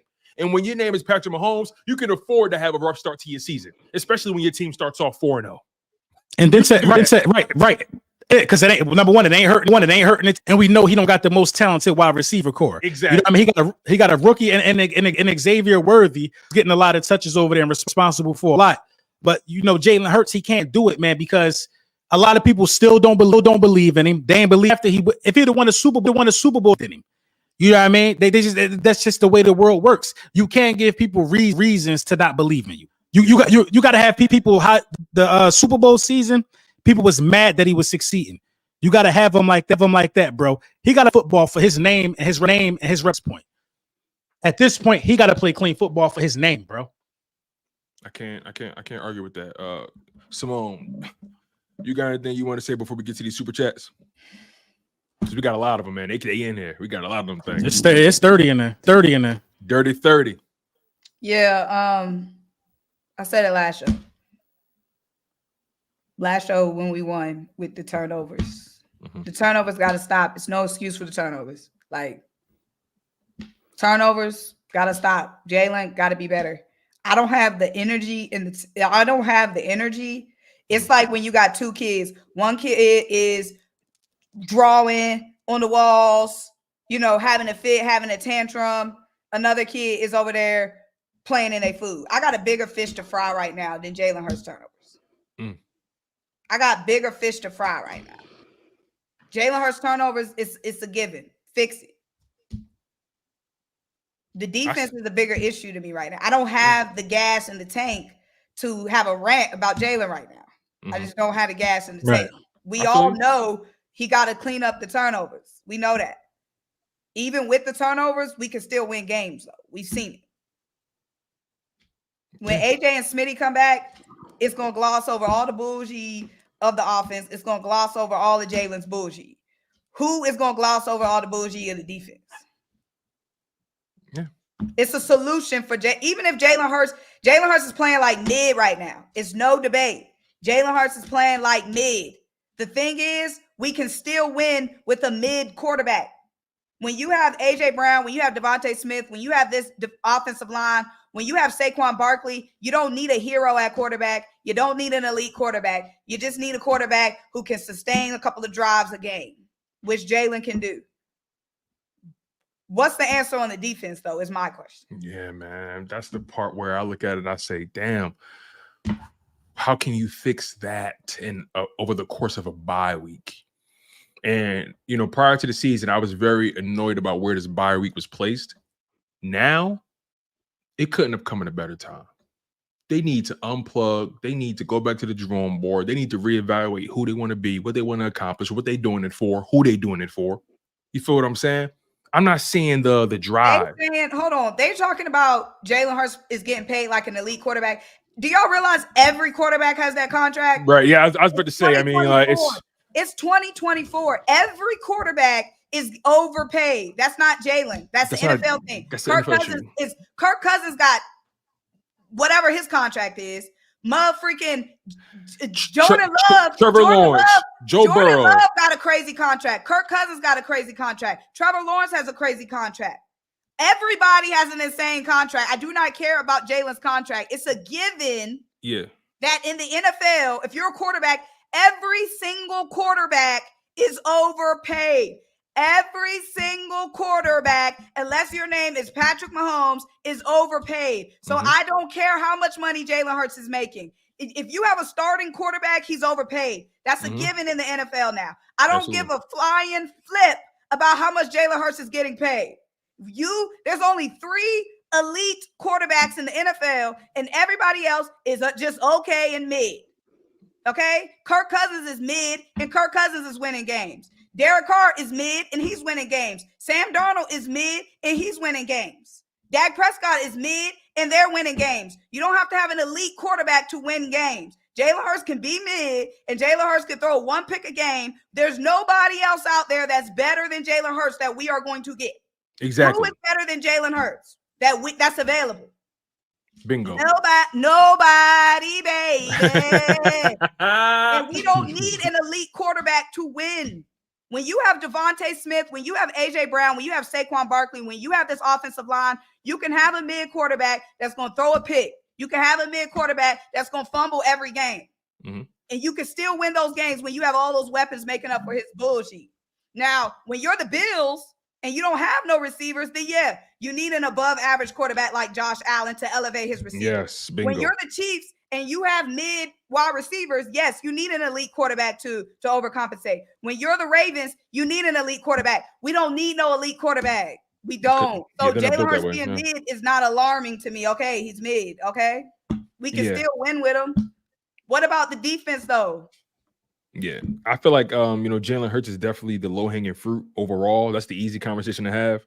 And I agree with you 100%. When it comes to just at the end of the day, these players, these quarterbacks, they're getting paid what they're getting paid. It's called supply and demand. They get paid like that because if you find a quarterback that you got a sliver of hope in, you're going to pay him. It's just that simple. That's how the league works. That's how it works. So I feel like it's a waste of time and energy to get hung up on those kind of conversations, talking about what guys get paid. And you even hear it on national television. He's got, he's a $50 million quarterback. Bro, it's other $50 million quarterbacks that's probably playing worse or whatever it may be. But the bottom line is it's called supply and demand. It's the breaks. It comes with it, right? So I can't waste time on that. At the end of the day, Jalen Hurts, he got to be better. We know he got to be better. He's a turnover machine until this is my benchmark for him. And let me say this. Last thing, Symone, I'll let you cook. All I need from Jalen Hurts, so he could take that turnover machine label off him. If he can give me 3 or 4 even games in a row with no turnovers, I'll take that label off him. 3 or 4 games in a row, no turnovers, I'll take it off him. I just need the next 2 because I ultimately trust him. You know what I mean? I just think he's going through, I think he's going through what young quarterbacks go through. Just give me the next, bro, and I think he good. All I'm saying is Dak Prescott threw 50 million picks, and they still made the playoffs. Kirk Cousins going to throw 50 million picks, and the Falcons probably still going to make the playoffs. Your little everyday quarterback is going to throw some picks. When you got all these dogs that we got, one thing we know for goddamn sure, we can talk about the defensive players all day long. There is 3 MFers that we can rely on every goddamn Sunday. And that's A.J. Brown. That's Devontae Smith. And that's, at this point, Saquon Barkley. If we got these 3 guys, we good. We good. Offense going to be good. Because we know for sure who is not coming with the BS on Sundays is them 3 guys. Okay, period. We had Jalen Hurts playing like the MVP. Jalen Hurts in his MVP year, and we still lost because of what? A suck-ass defense. So when we had an MVP caliber Jalen Hurts, we still lost because of a suck-ass defense. And what did we all say? I don't know, because we wasn't collabing then. But when I did my little shows collabing, we all came to the conclusion that you can have the most high-powered offense, but at the end of the day, defense wins you championships. That was our conclusion after 2022. We had an MVP in Jalen Hurts, and we still lost because of a suck-ass, soft-ass, zone coverage-ass, defensive line not getting no pressure-ass defense that we trotted out there in Arizona. Straight like that, man. Straight like that. Listen, y'all heard it here. We know y'all was waiting for this live stream. We told y'all to bring y'all boxing gloves. We told y'all to make sure y'all ready to get ready if y'all ready to knuckle buck, because this is one of them games. This is one of them conversations where some feelings gonna be hurt. A lot of people going to speak their opinions, and a lot of people going to agree, disagree. But the bottom line is, we all here for a common goal, and we want the best for this organization. We want the best for this team, and we can't afford to have nobody in the building that's not rowing in the same direction as everybody else. We can't afford to have nobody in the building if they're a distraction, or we can't afford to have nobody in the building if they're a liability. Right? They gotta trim the fat. It's just that simple. And we're 4 weeks into the season, and just to bring it full circle, we're only 4 weeks deep, y'all. We got 13 games. Lord Jesus, are we gonna make it? This is what 4 weeks is. Strung out, cussing. She said, "Are we gonna make it?" I don't think we're gonna make it, y'all. I don't think we're gonna make it. The team soft. The team. I don't think we're gonna make it. Bro, this is how I'm seeing real live. I'm seeing live betrayal. And no team can function like that. You got to be together. You got, bro. There's no way no way Slay teammates feeling that. There's no way. You got to go. No, see, my thing is, you got to go in the locker room. You got to face them. You got to face them brothers. Like you gotta talk with CJ in the backfield. You got to have those conversations in the DB room. Like everybody for so. You know what? Rex Ryan said something. And I never listen to Rex Ryan, but he says something today that really stood out to me. He said, "You want to know what the Eagles' problem is? They got too many damn independent contractors. They ain't got enough people who pulling in the same direction. They ain't got enough people in the building who all believe in the same cause. They got a bunch of independent contractors who's looking forward to their next career stop. You feel what I'm saying? So, yes, man, they got some issues. They got a bye week coming up. Who knows who they're going to be? But again, just to provide that silver lining, because I feel like we have a responsibility not only to talk about the reality, but also acknowledge just where we are in the season. And they're 4 weeks in. They're 2-2 going into the bye week. They were missing AJ Brown for 3 of those 4 games. They was missing Devontae Smith and Lane Johnson for the last game as well. They've been dealing with a good amount of injuries on the offensive side of the ball. Players been in and out of the lineup, whatever it may be. They had some injuries on the defensive side that was related to whatever cramping or heat exhaustion, whatever it may be. But 2-2 going into the bye week, you've been disjointed. You've gone through a lot of issues. You've dealt with a lot of injuries. You've dealt with turnovers. You dealt with coaching malpractice, and you're 2-2 going into your bye week. A lot can change between now and the end of this season. So again, 4 games done, 13 games left. Philadelphia, Eagles organization, who y'all going to be? They got to decide this week, because you're not going to get no reprieve going forward. It's going to start rolling downhill like a snowball. This is your chance to hit the eject button on all this trauma that they create in that building. You have to trim the fat and have a come to Jesus conversation with everybody in that building and say, hold on, time's out. Who are we? What are we here for? Do you believe in the goal? Do you believe in the mission? Can I trust you? They need to have real conversations. So until those conversations are had, Lord knows they need to have those conversations during this bye week and so on and so forth. This team ain't gonna go nowhere unless they have those real conversations. Unless everybody give up self and start pulling for everybody else around them. It's just that simple. Let's get to these super chats, man. We really appreciate y'all. Y'all been patient. Y'all been supporting, man. Y'all have given us our biggest turnout thus far, if I'm not mistaken. We got over 900 people in this live stream, man, between all our channels. Symone got over 100 people watching on her channel. LB got over 600 people. That's the big dog. You know what I'm saying? Chalk It Up Sports got over 200 people locked in. Like this is what we do it for. We do it for the love. Dang, where my people at? Y'all ain't show up for me. Over 100 people, girl. Told her to put my numbers on the glass. What you mean? You got over 100 people. I don't even know how you can see that. This is what you do. Go up to the left-hand corner, and if you click on the eyeball, y'all need y'all to show up. You'll be able to if you float the mouse over the eyeball, you'll be able to see how many people watching on each individual platform. No, it's only on the lead person. Like, yeah. My bad. But yeah, I pretty much can see where everybody, where all the views coming from. But nonetheless, we appreciate y'all. Yeah, we appreciate y'all for sure. Everybody sub everybody, man. Yeah, please hit that like button, y'all. Make sure you guys are subscribed. We're gonna get to your super chats. We appreciate all of y'all. Bye week, we'll call in. Bye. We can do a call. I'm down. I'm down. That'll get vicious. No, I'm down. That's probably a 2-hour show. We gonna give them a 5. We gonna give every caller a 3-minute limit though. Okay. Ooh, no, a minute and a half. Minute and a half. 3 minutes. No. 3 minutes long. That includes us going back and forth with them. Okay. You got a minute and a half to say. And then we're gonna need a minute and a half for all three of us to touch on it. So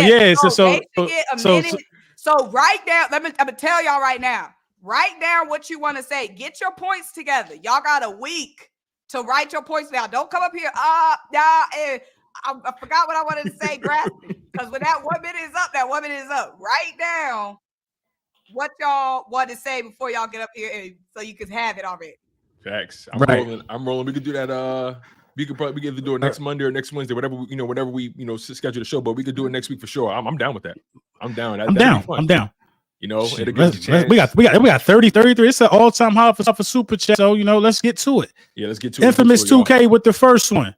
$9.99. He says lonely at the top, held to the skins, baby. Jalen Daniels, #1 selling jersey. Y'all tried to portray yourselves as the bullies, but the truth is y'all sermon soft. I might be talking a little too early, bro. Y'all played one division game.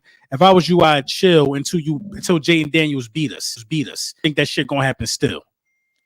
He looking good at the end of the day, right? Yeah, he is looking good. I give you that. Infamous, you my man. You've been rocking with me since I had 0 subs. So you my man. You my man. So I'm gonna give you a little pass because you paid for this. But the reality is, at the end of the day, don't worry. The film room is going to catch up to Jalen Daniels, and eventually he's going to regress to the mean. So I'm not saying he's a bad player. I think Jalen Daniels is having a remarkable start to his career. I think he's going to be a good quarterback. You can just tell by how he move, how he play. But slow your roll, brother. 4 weeks in, a lot can change. So just be humble. Mm-hmm. Enjoy the ride. Because we didn't even get into the meat and potatoes of the season. So just enjoy the ride. But because again, Infamous, you my man. But here's the thing about Infamous, y'all. Let me give y'all a little quick background about Infamous real quick. You got to be careful what he's saying, man. He a little wishy-washy. I'm gonna tell you why. Infamous, when I first met him, he switched fan bases. He was an Eagles fan when I first met him. And then out of nowhere, he became a Colts fan. And then out of nowhere, he became a Commanders fan. So I was trying to put the math together, and I realized, he wasn't an Eagles fan. He was a Carson fan. And he has never forgiven the Eagles. Carson. He has never forgiven the Eagles for bailing on Carson the way they did. But the reality is, Carson bailed on the Eagles. But I digress. Thank you, Infamous. You my man. I love you to death. You one of my favorite supporters. You gave me $100 super chat one time. So you my man to the end. Infamous got money. That's my guy. Fanny, Eagle Girl, $5 super chat. Appreciate you. Hey, trifecta. Here's my take. What's already understood don't need to be said. No need to beat a dead horse on Hurts. Plenty of blame to go around. Yeah. I agree. I can't deny that, Fanny. Because we definitely not in a situation to where we could say we're a quarterback away from where we need to be. Hey, I can't argue with that not one bit, Fanny. You nailed it right there. Thank you, Fanny. I appreciate you. Nailed it. All right, Larry Love. Symone, you want to read this one? Harbaugh. He actually has a philosophy built in. He has a culture created already. He has an identity, and Dan Campbell is known for his grit. He has an identity. What does Nick CEO? What does he do? Exactly, Larry Love. Good point. Gamble on fourth identity. Gamble on fourth. And what any gambler knows is the odds is going to catch up to you. So gambling ain't the identity to have or the identity we need. But I agree. Man, Larry, I keep it 100 with you, man. Nick ain't no CEO coach. He a janitor coach, man. He at the bottom of the totem pole, man. He at the bottom of the staff directory. You know what I'm saying? Like he on the first floor. You dig me? When you see him, he at the front desk. He tell you where the real people to talk to at. You know what I'm saying? So that's exactly who Nick is, man. I'm sorry. It's the reality. And you're so right. Harbaugh installed an identity quickly, right? And same thing for Dan Campbell. I said it earlier, right? So Larry Love, I appreciate the super chat, man. You nailed it. Thank you, brother. Everson Britt with the $2 super chat. He said, Tone is spitting. Yeah, get Nick up out of here. Yeah, man. I ain't got no words for the guy, man. And the crazy thing about it is I met Nick Sirianni. He's a swell guy. But I'm sorry, man. I don't trust you with my Philadelphia Eagles. I don't trust you, dog. I don't trust you. What Future say? We still don't trust you. Professor Chaos. Thank you, Everson. I appreciate you. Professor Chaos with the $5 super. You see Slay and Mike on the podcast talking about CJ trash talking and getting cooked. Slay's starting to piss me off. Tell me about it, bro. I have no word. I just have no words. We the podcast have to be banned during the season, bro. The NFL has to intervene. These mics have to be cut. Yeah. The mics have to be cut during the season, bro. It's just it's a the distraction. The day after. Right, you couldn't even wait till Saturday when the bye week is in full effect. You know what I'm saying? You could have waited till like let it breathe for a little bit. You dig me? Like, nah, bro, nah. And the bigger caveat to this is both like the Commanders first in the division. So what the fuck either one of y'all smiling about? What y'all happy for? What y'all happy? And Daniels is literally running wild, and two goofy. Let's get through the super chats. Let's get through it. I'm gonna cook him. Yeah, I can't wait, bro. I can't wait, man. We already know two goofies tomorrow cooking them. No. Listen, I'm about to watch some TV with my lady. She go to sleep. He get cooked tonight. Tomorrow. And LB, you know, no, tonight. You know, you push the needle, bro. Like, listen, LB, you know when you speak, they listen. We know that. We know behind the scenes. Because this is the thing, though. I'm only saying real stuff, though. Like this man code that's being violated right here. This really ain't got nothing to do with football. But let's get to it. Yep. Fanny with another super chat. Thank you, sweetheart. I appreciate you. She says the tacklers were tickling and the edge rushers were doing drive-bys. The size of the contract don't matter to me. It's the size of the effort. Yo, Fanny, you cook with that. Exactly. I ain't gonna lie. You cook with that one. Shout out to Fanny holding it down in Ohio. Tickling I appreciate crazy, her. Bro. I appreciate her, man. Fanny was one of my giveaway winners. She thorough. I appreciate her. All right. Larry Love with another 49 super. Appreciate you, brother. LB, you want to read this one? Left nine super chat. Appreciate you, bro. A successful Eagle team is a team that dominates the run. It has always been. We're known for our screenplays for over a decade now. It's gone. Yeah, we ain't been doing that for a couple years, bro. I remember the time where when you saw the Eagles do a screenplay, you knew it was getting 15 yards minimum. You knew. But the thing that's correct football. When you the outside weapons, you got a player as dynamic as Saquon. That's how you properly incorporate him as an extension of the passing game with a screenplay. Right. Look, but I'll take it a step further. I watched that Giants-Cowboys game on Thursday night, right? And I saw how creative the Giants were being with Malik Neighbors. He's their only weapon. And they were using him all over the field. You saw him at the X, saw him at the Z, saw him in the slot, saw him lined up at running back. You saw him in most. They were doing so many different things to create opportunities for their brother. You mean to tell me y'all don't know how to do that for Saquon Barkley? And they almost beat the Cowboys, by the way. But you mean to tell me you can't get creative with Saquon Barkley? Y'all can't put him in all these various situations, knowing you ain't got A.J. Brown, knowing you ain't got Devontae Smith. And by the way, we forgot to mention this. The Buccaneers was missing two of their top defensive players, Antoine Winfield Jr. and Kalijah Kancey. You let them smoke you like that, and they ain't had their two best players on defense? Come on, man. We got issues. Y'all, somebody just said something scary to me. Uh-oh. What Dallas trade for Hassan? They probably will. With D-Law Parsons out. But here's the thing, though. Whoever trade for him, they got to pay him. He's not like that's the thing. Like he made it very clear. Jerry Jones too cheap for that. I'd be surprised. But it ain't off the table. Somebody gonna trade for him. Absolutely. I wouldn't be surprised if it was if I had to think of a dark horse team. I wouldn't be surprised if it was Minnesota or the Rams. Like the Rams need some pass rush help too. So we'll see. We'll see, man. Thank you, Larry Love. We appreciate you. My man, Infamous 2K, back again with the $9.99 super chat. He says, "What did y'all expect from your defense? Look at your personnel. Y'all spent all that money on the offense. Y'all got at best 1 to 2 Pro Bowls on defense and confused why it's bad. No, it goes beyond that, bro. Like it's deeper than just, in my opinion, it's deeper than just personnel. Because I look at that personnel and I say to myself, they should be better than that. They should be better than that. Looking at that personnel, they're young, but that defense should be better than that." I'm sorry, bro. No defense should be missing 18 tackles, man. Right, it's the NFL, bro. No defense should be. Nobody else is going to miss more tackles than in the game for the rest of the year. I don't know if that just don't happen at this level. Yeah, that just don't happen at this level, man. Appreciate you, Infamous. Yeah, you my guy. Appreciate you, brother. All right, let's get to War. You want to read this one? War V. Thing is, with Fangio's scheme, even if you can make the tackle, the scheme allows you to complete a 5 pass all the way down the field. He gotta adjust at some point. There's up sometime, but there was times where guys had guys dead to right, either at the line of scrimmage or behind the line of scrimmage, and we still was missing those tackles. Mm-hmm. You know what I'm saying? There are times where the scheme works if you tackle. So we never know because we don't get competent tackling enough. Mm-hmm. Thank you, though, War V. Yeah, last week when the tackling was good, you saw how good the defense could be when you just tackle. The basic premise of football, tackle. Thank you, Worf. Larry Love with the $4.99. Thank you, brother. He says Jalen face don't lie. It's the same face he had over on the sideline last year. Something ain't right. Pay attention to his reactions. Yeah, man. Yeah, it could be. It could be something to that. Listen, I'm gonna be honest with you. Nick Sirianni.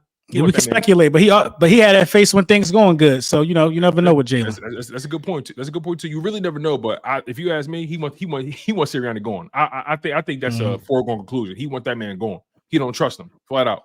I think he can smell the fake. He can smell the fake.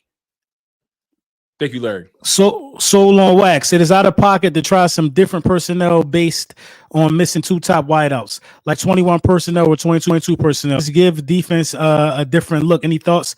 I agree, man. I agree, but when you go on 20, that's a 2 tight end look. Calcaterra not good. You know what I mean? Grant Calcaterra is not good, in my opinion. So, I mean, like, I don't know, man. I don't know. You got to try something, 2 top guys out. I suggested having Jalen under center, going with a more powerful football look, and running the ball more in play action and spots, and featuring Saquon Barkley. But they didn't do that. Agreed, man. Agreed. You got three running backs that are capable of catching the ball from the backfield.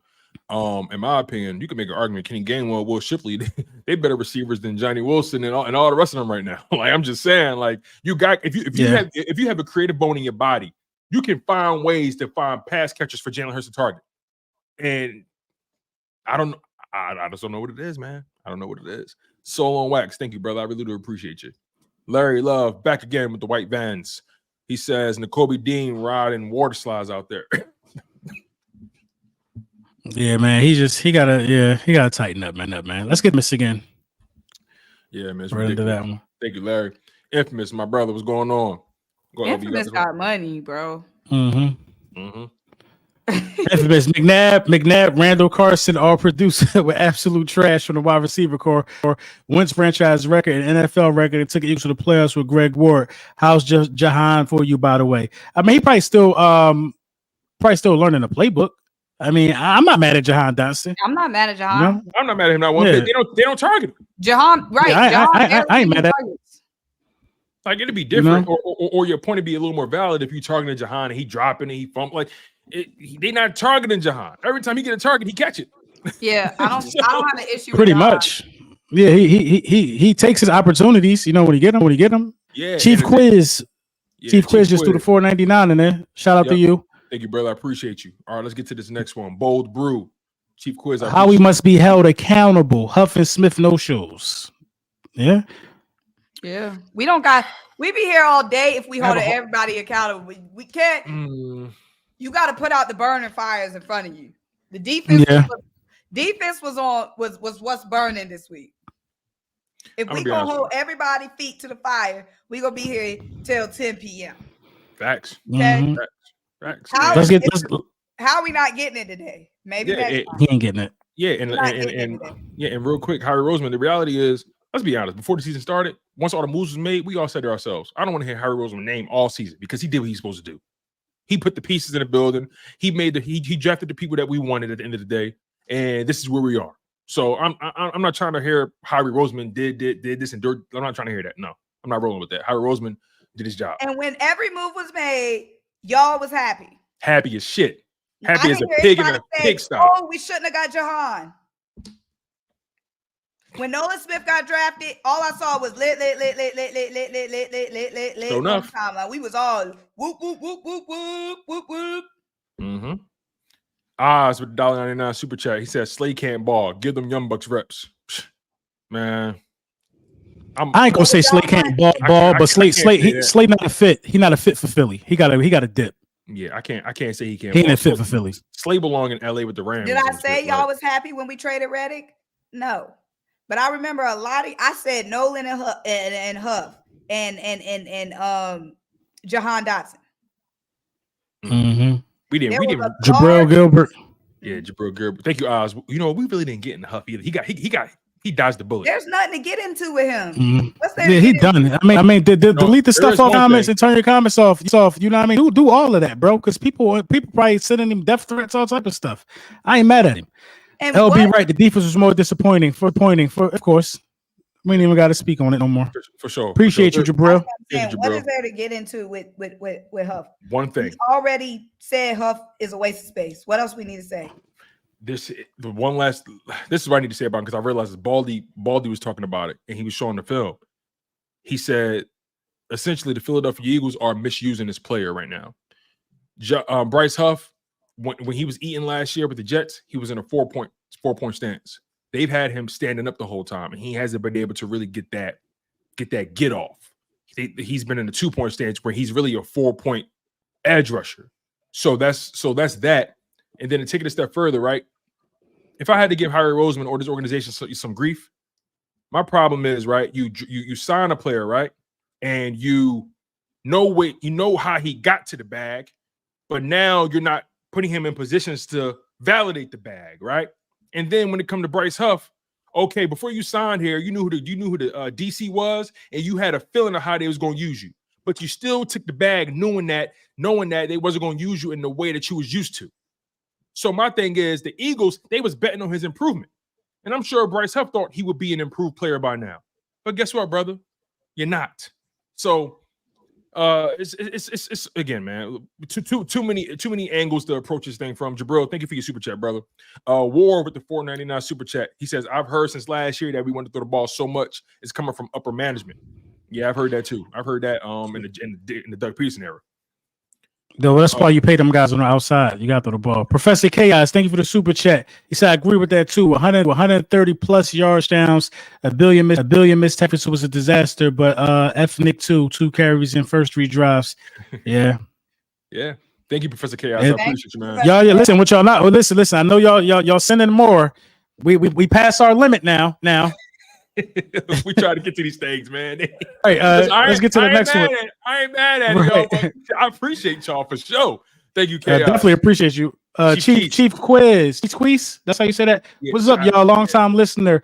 Yo, I feel like that off-season gauntlet with Nick and them was a front. Clearly tell Jalen don't F with Nick. What is it? Why is this dude's story? I don't think it was a front. They was having man ain't throw a bad pass all training camp. They was having fun. I don't think it was a front. But when it's good, it's good. When it's bad, it's bad. Yep, facts. That's a big facts. Birdman 951 with $1.99. He says the answer has been staring at us the whole time. What's up, Birdman? What's the answer? Well. What's up, Birdman? What's the answer? Yeah, I gotta find out. He on y'all camera. Yeah, I'm pretty sure. Birdman, that's my guy. Yeah, for sure. Roland, $5 super. What's going on? He said they got BG on WIP doing damage control for the whole defense. He's one of the few bright spots. He shouldn't have to answer the hard questions. Agreed. I agree with you. 100%, man.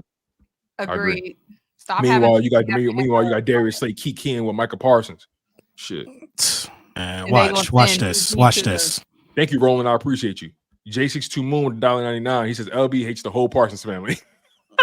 He do. That's a fact. They should be doing stuff like that, bro. I don't hate nobody. Yeah, hate is a strong word. It's all I don't hate nobody. It's all fun and games, right? DQ, thank you for the super chat. Told you we was clipping them with LB Bucks Nation. You did. Good win. Worry about the NFC South. For sure, man. Worry about y'all did your job. I can't front. Yeah, did what y'all supposed to do. Chaos back again. The next day after the Twitter drama, Slay did this on purpose. It was calculated. It was a calculated move, bro. Because it was. You know what I think? I think it's the complete opposite. I don't think it was calculated. I think he's an airhead.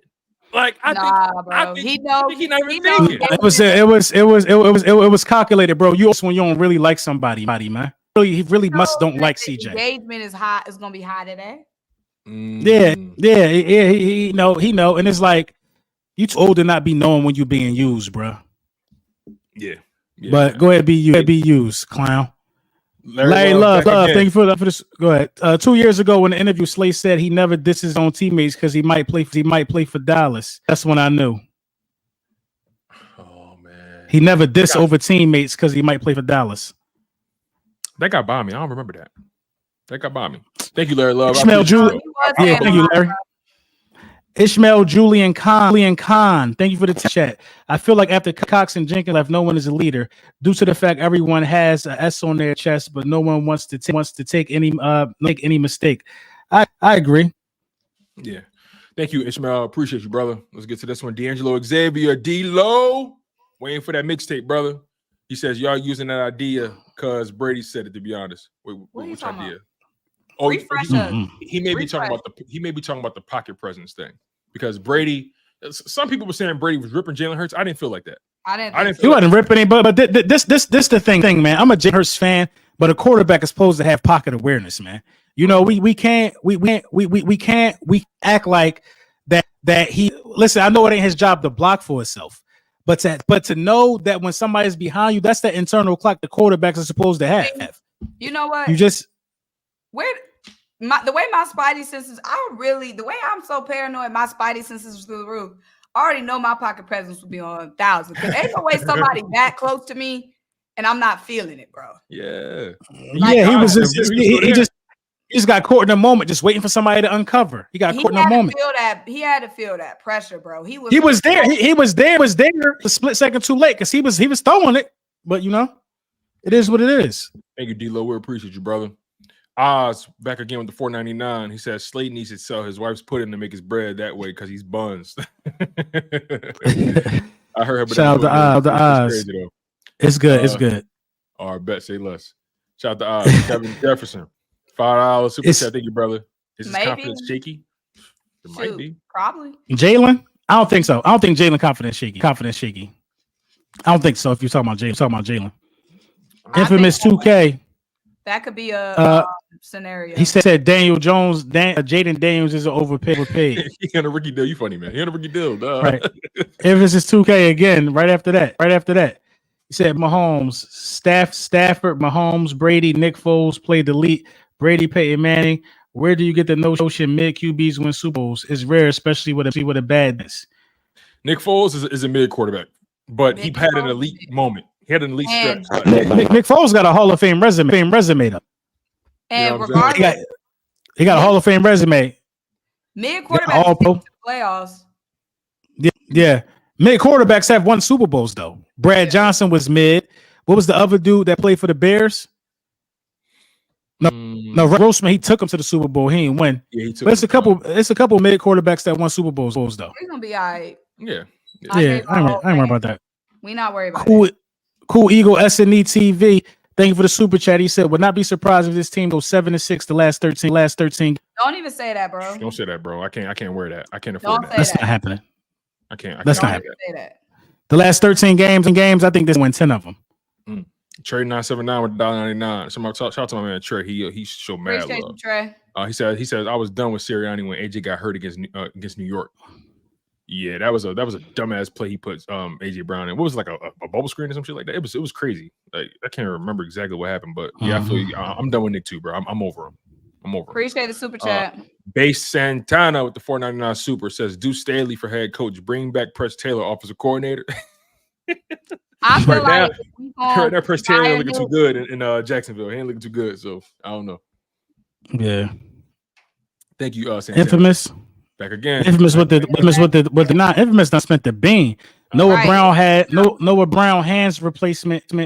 Commanders after Jahan got to the Birds is producing more than Jahan. Oz, former Eagle, got here late, had 80 plus yards yesterday. Han was on the bubble for a reason. Why us? I mean, we're not really here. Listen, you told homie. We ain't really here to keep talking about the Commanders, bro. And I ain't gonna lie to you. I guarantee you, not a single person on this chat wanted to get rid of Alade. When we got rid of Alade, nobody. I said a million times. Resign we Alade. should have kept Alade. So nobody, right. not proving nobody wrong because we all knew what Alade could be. Alade came up clutch for us several times last season.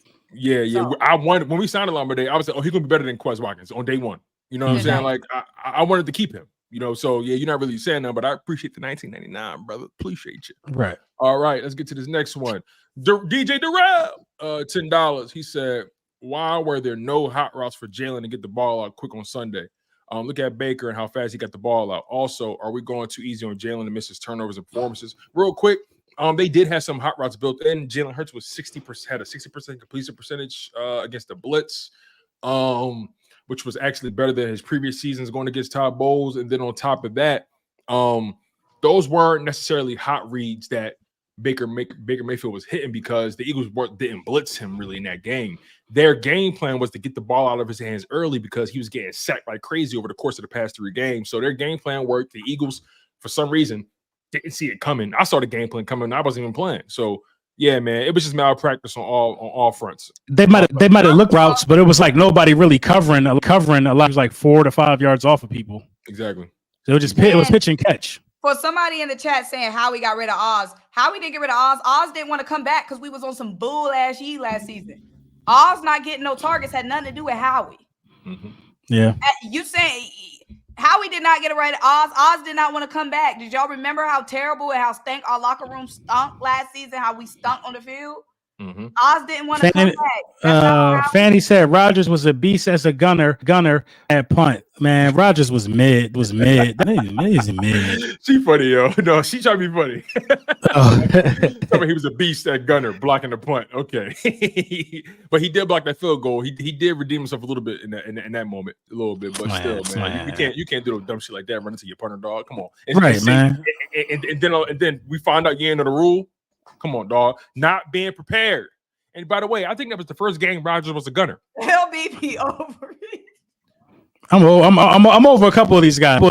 Yeah. I ain't even want Rodgers to field, bro. Yeah, thank you, Fanny. Brian Pumper, thank you for the super chat. Number 1 breed of none that can catch the fair ones, and Buddy they can catch a clothesline from hell. GL status. Sirianni can get the boot. Sirianni is out. Hey, I love the WWE references, bro. I love it.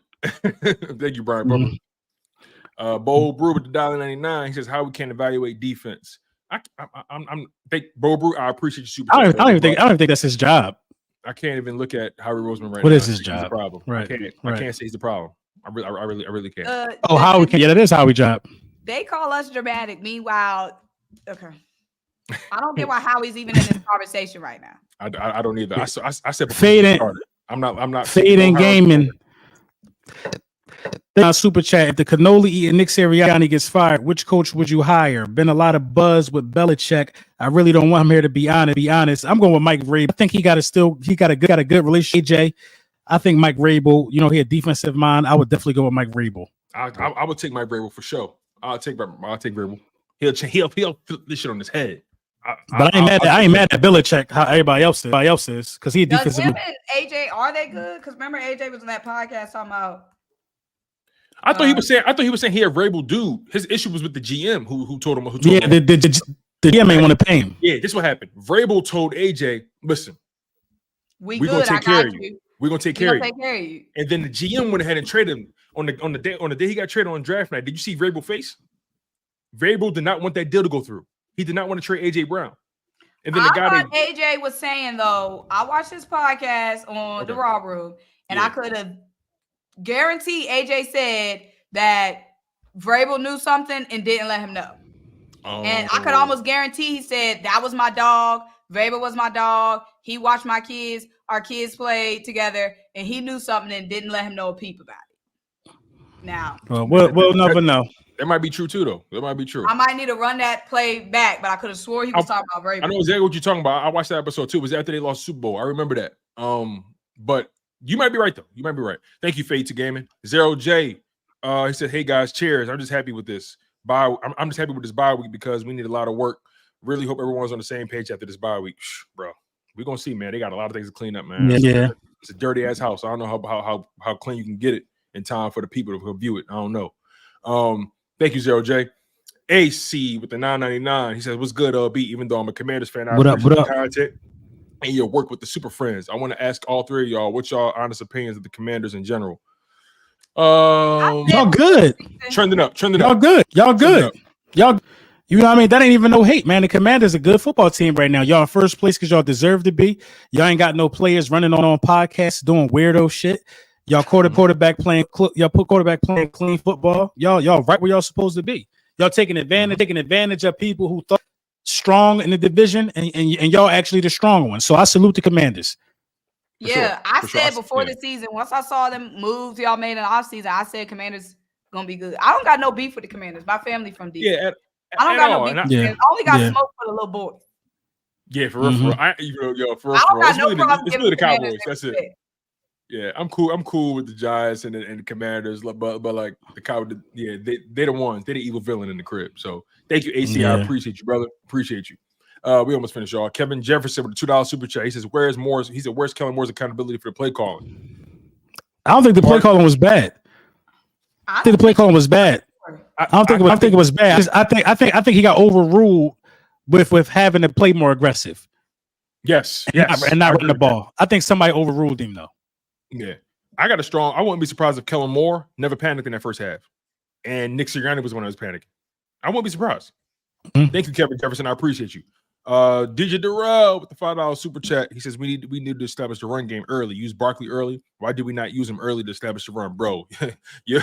Your words to God's ears, brother. Like I can't ever give you that. I can't give you that answer. It seems like a simple equation, but evidently 1 + 1 don't equal 2 in the Novacarry complex.